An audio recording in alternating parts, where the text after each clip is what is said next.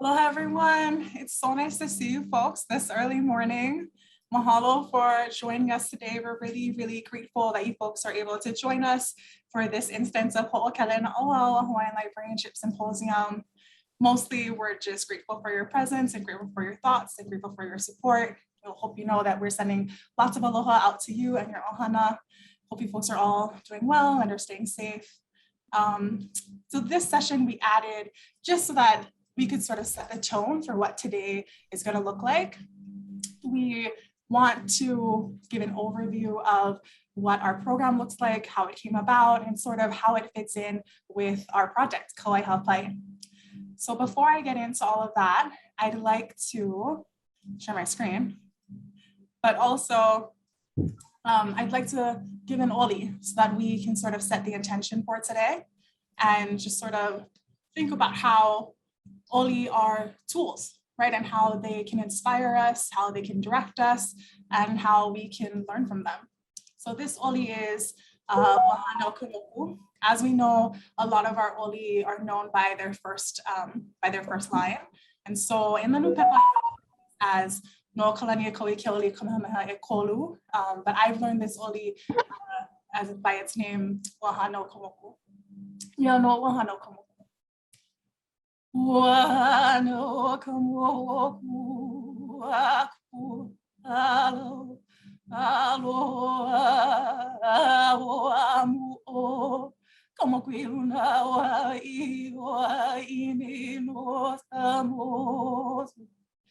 E pula ʻāina e na Ka Waiʻi e lava Welina no I kalani lava honu. Mai a kia ua pahuno ia mali e kia o ka moku me ka honua paia I ka lava e alani ka lima ka oa ke. Ila I kia e mos. I like this oli because it's an oli koʻohianua.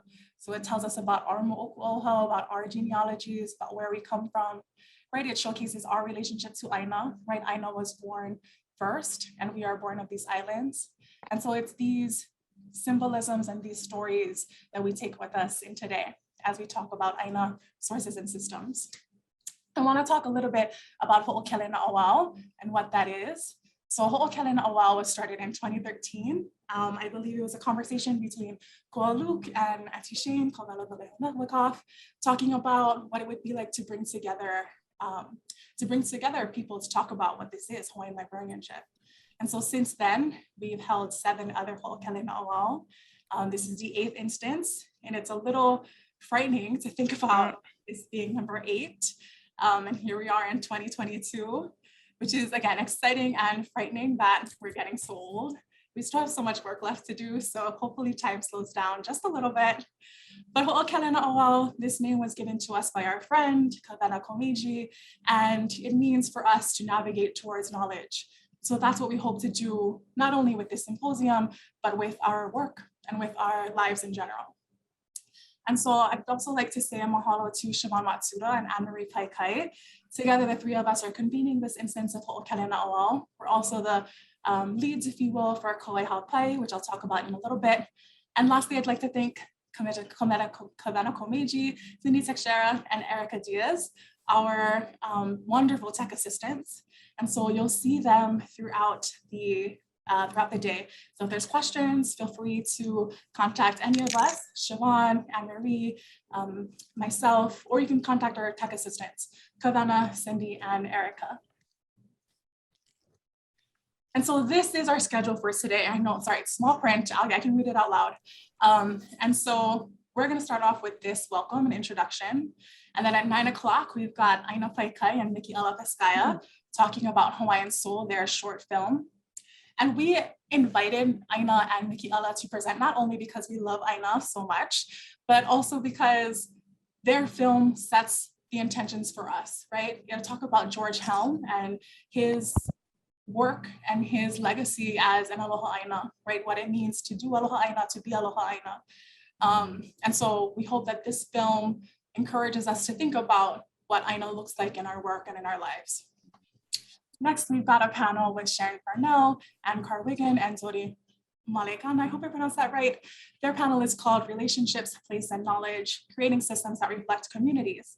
And so our friends from Canada are going to share with us about their work to create systems and vocabularies that reflect their Indigenous communities. And then at 12 o'clock, we've got a panel with my kumu, Melia Lovenstein, and myself. And this panel is going to be moderated by Anne-Marie Paikai. And so in this panel, we're going to talk about our work on Ka Wai Hāpai and talking about what it looks like for us to work with community in creating a knowledge organization system. And then we've got a talk story session at 1:45. And so this talk story session is meant to be talk story. So hopefully all of you are here and sharing your ideas and sharing your questions. We want this to be a conversation to talk about what it looks like to do knowledge organization work. And so Siobhan, Sharon, and Finna are going to lead us in that conversation. And then lastly at 3:30, we've got Kayla Larson. I'm really excited. Kayla, I think, was here in the room earlier. I think I saw her. So Kayla's going to be talking, sharing her talk, Lifting Our Hands, Indigenous Sovereignty in Libraries. So Kayla's going to be talking about Indigenous sovereignty, Indigenous data sovereignty, and what that looks like for us on the ground.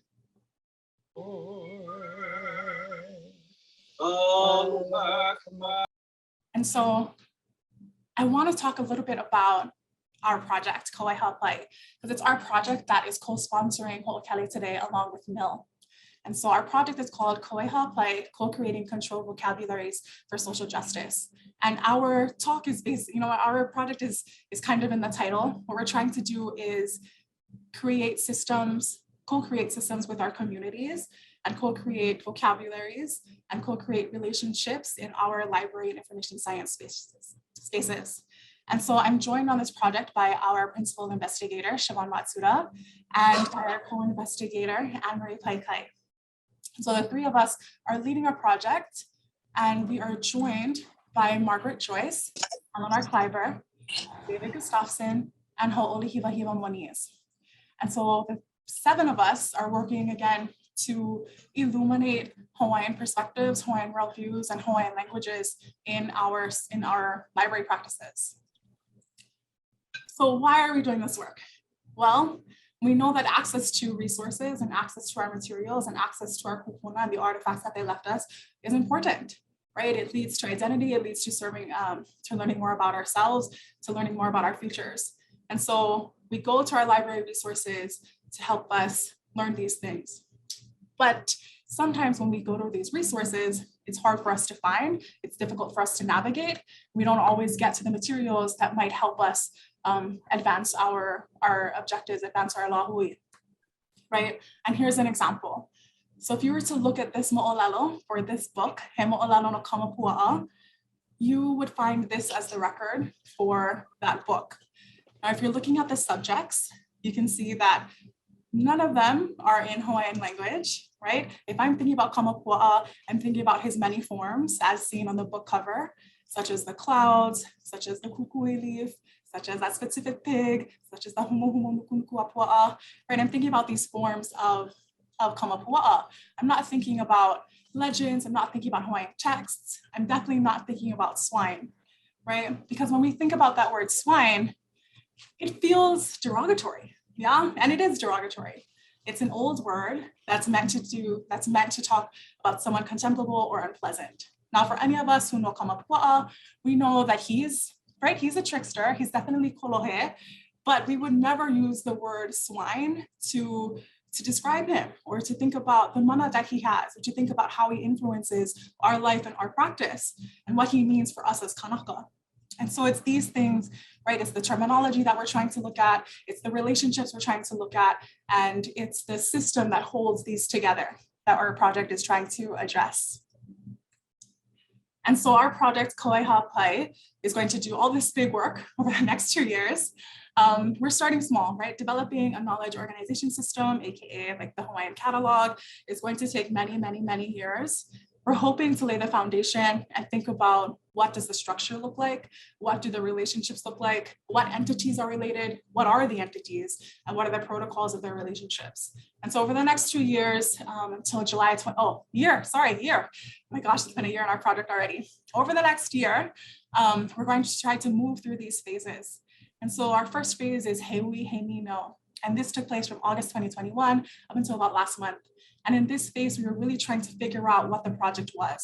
We were looking at our consultants, asking for advice. We're looking at our texts, trying to figure out what makes the most sense as a starting point. So we're transitioning into phase 2, Hawaii Puna. And in this phase, we're going to investigate what a structure could look like for relationships and for entities. We are focusing on authority files. And so we've recently started to draft what an authority file could look like from a Koana Ike Hawaii, right? We've seen what a record could look like in an existing catalog. We're trying to figure out what it looks like for us. And so we've started to draft that. We're shortly going to move into phase 3, Hawaii, where we're going to replicate. Once we've got a good draft, a solid draft of that authority file, we're going to replicate and try to create about 75 authority files. And we're starting with ʻAina as the domain, right? So we're thinking about places like Hawaii, like Manoa, like Kalehuawehe, and thinking about how to communicate and articulate all of their characteristics in an authority file.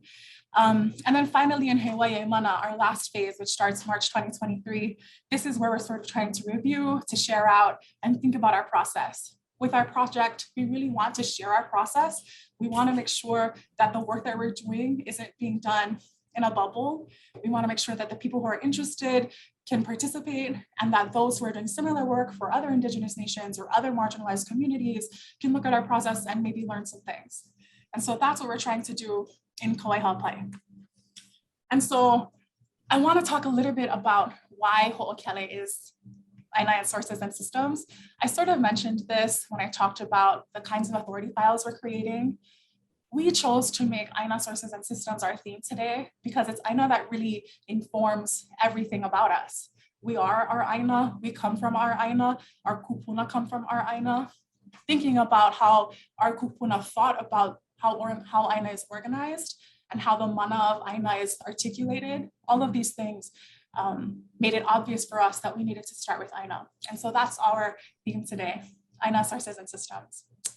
And so while we're doing the rest of Ho'okele today, we just want to share a reminder about our code of conduct. We ask that each participant reflect deeply on their kulana and kuleana, your positionality and your privileges and responsibilities. We will work to make sure that the symposium is a safe environment. We want this to be a safe, embracing, fruitful environment for all of us, so that anytime you feel uncomfortable or harassed, or you see someone engaging in harassing behavior, please contact us. Again, you can contact myself, Siobhan, and Marie, or any of our tech assistants, Cindy, Kavana, and Erica, to just let us know that something's happening and you'd like us to pay attention. I also want to talk about our question and answer participation. Like with our Ho'okele 2020, we're going to prioritize BIPOC voices, Black, Indigenous, people of color. And so if you choose to self-identify as belonging to a BIPOC community and you'd like to ask a question, please include an asterisk at the start of your question. And this way we can raise your questions to the top. We'd like to elevate and advance BIPOC voices. And so we've chose to do progressive stacking throughout the symposium. So that's how the Q&A will work. Again, include an asterisk if you'd like to raise your question and you'd like to identify yourself as a BIPOC, as belonging to a BIPOC community. And again, about questions, right? We're following Eve Tuck's framework, right? And I think I linked the framework in the email that I sent to our participants yesterday, but I'm happy to link it again. And so Dr. Eve Tuck asks us to think about these things when asking a question, right? Not only is it us as the community organizers, not only is it our role to create a safe environment, but the audience and participants and attendees are also active in that role to maintain this safe environment. And so for the question and answer session, we want you to reflect on these questions while asking your questions. These are some questions and prompts that she shares with us. 1, is this really a question? 2, is your question implying that you should have given the talk instead? 3, does the question need to be asked and answered in front of everyone? And lastly, is the question asking the speaker to do a lot of work after they've already done a lot of work that the question asker should really be doing themselves? So we want you folks to think about these questions while you're engaging in the Q&A portion of our sessions. And lastly, we'd like to share with you, or we'd like you to share with us what your reflections and takeaways are from today. And so you can find the evaluation form linked in the email that was sent out yesterday. We'll also continue to drop the link for the eval forms in all of our sessions. Know that the eval form is one form, but you can submit multiple responses for all of the sessions that you attend today. Again, we'd like to think about how this is useful for you folks, what parts were illuminating, what parts that you want to learn more about, and maybe what parts maybe made you feel uncomfortable. And so your feedback is really, really important to us. And we hope that you'll be willing to share some of your comments and thoughts with us. And so that is our talk today. That is our introduction to Ka Wai Hāpai and to Hoʻokele Naʻauao, ʻAina sources and systems. At this point, we'll take any questions. If there are questions about participation, if there are questions about Hoʻokele, if there are questions about our project, Ka Wai Hāpai, we're happy to take any questions before we move into our next session. Did everyone find the room okay? It's a little tricky. We're using Zoom events. This is a different platform than I'm used to. And so just know that when you're in the lobby, it's from the lobby that you can click to enter sessions that are ongoing. And so for each session, we'll close the session, you'll go back into the lobby, and then you'll click join for the next session. So again, it's from the lobby that you can join all of the sessions that are happening. It's also in the lobby that you can pose questions to the entire group. You can ask questions in between sessions. We've got about 30 minutes in between each of our sessions, except for this next one. We've got about 12 minutes before ʻAina and Mikiʻala and Anne-Marie share about their film. But yeah, so just remember, it's the lobby that's sort of the gateway to the rest of the sessions. Questions? Okay, well, if you have questions, feel free to reach out to us. You can drop them in the lobby. We'll be monitoring that. But for now, we'll close this session. You'll go back into the lobby. You'll join ʻAina and Mikiʻala's session at 9 o'clock. Mahalo, everyone. So good to see you folks. See you soon.